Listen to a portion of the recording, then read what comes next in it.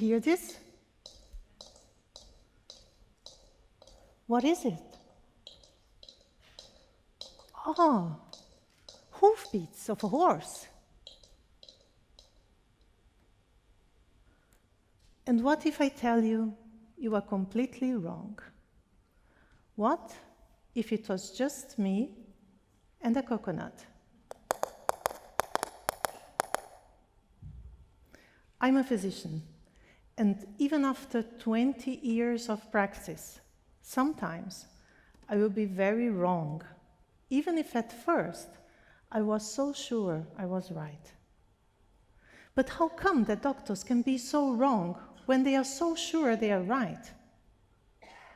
You know, the work of a physician has a lot to do with the work of a detective. You listen to the patient's history, and then you start searching for evidence of disease. You listen to the lungs, to the heart, you check the blood, and then you take all this information together and you try to make some sense out of it. And you're running against time. So at some moment you must decide you have enough information and you treat. The problem is, sometimes, even after gathering all information you can and thinking it's making sense, you will not be seeing the whole picture.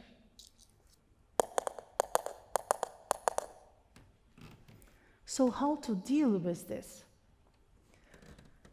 In medicine, you learn, if you hear hoofbeats, think horses and not zebras.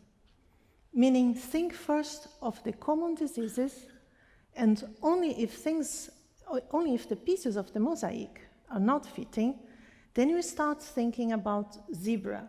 It's about rare diseases.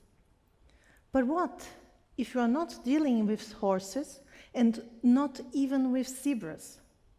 What if you are just listening to coconuts? Let me share with you one of the most impressive coconuts experience I went through.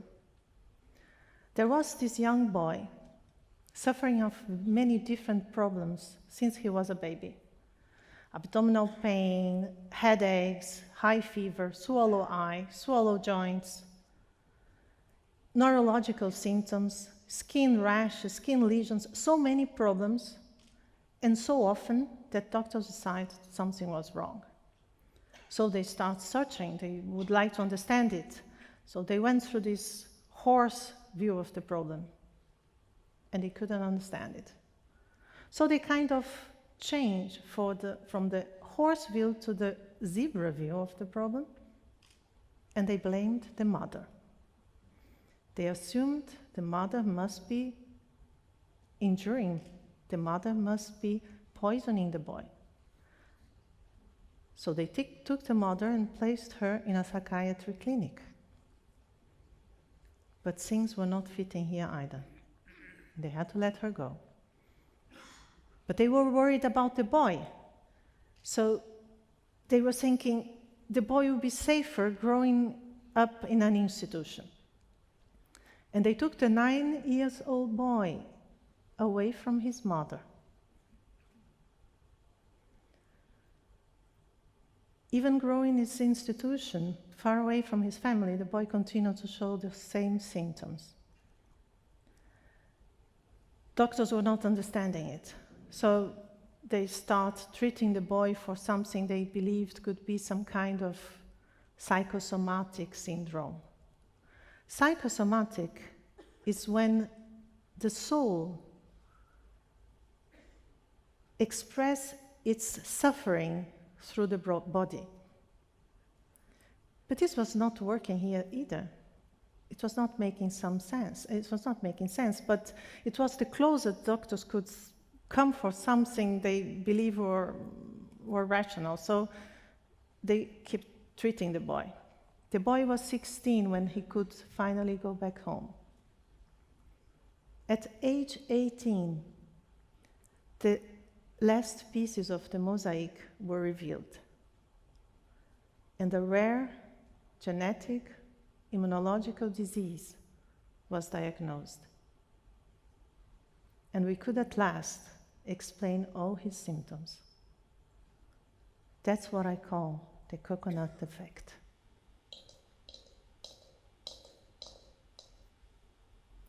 Since medicine exists, we've been doing wrong diagnosis and wrong treatment.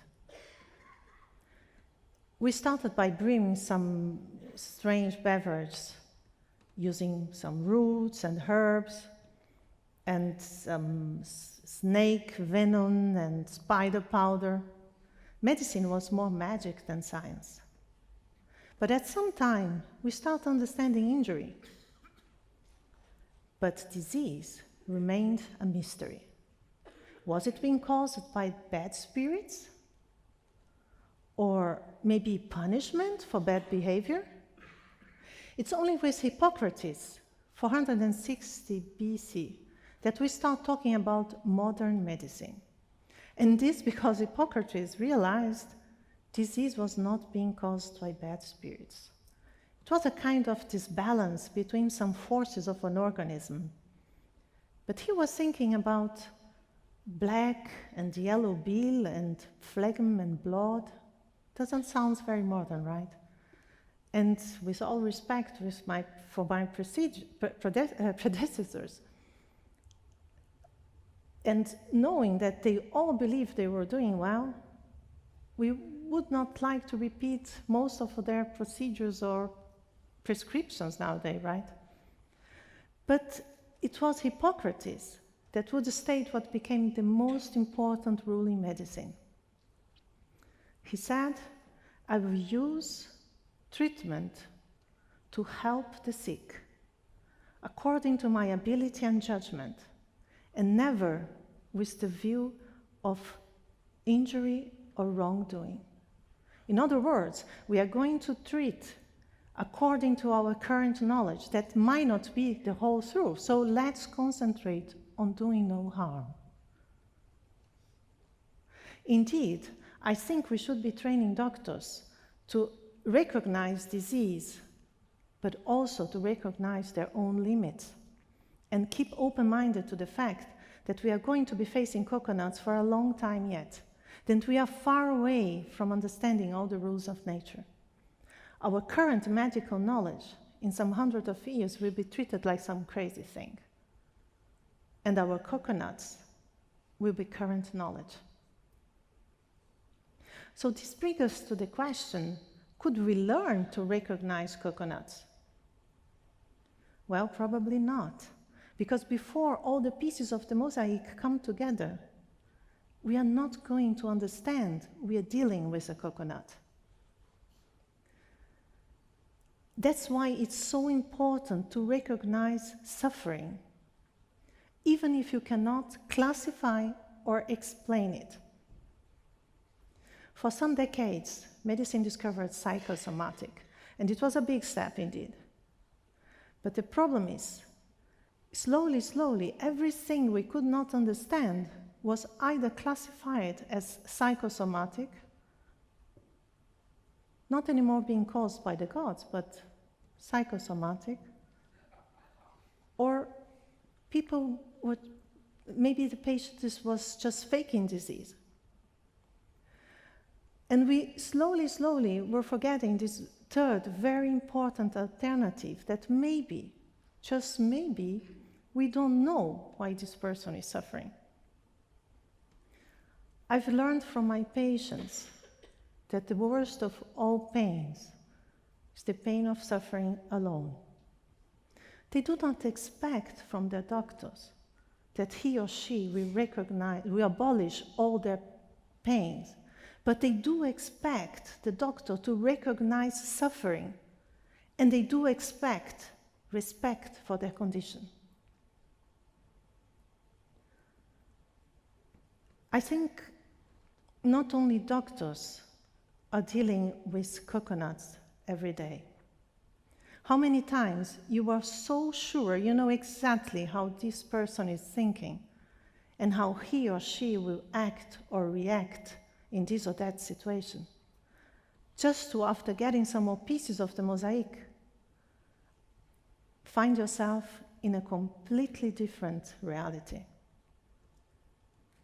So how to deal with coconuts? Never stop challenging your own judgment. And next time, if you must decide if you're listening to horses or zebras, keep in mind you might also be listening to coconuts, and try to do no harm.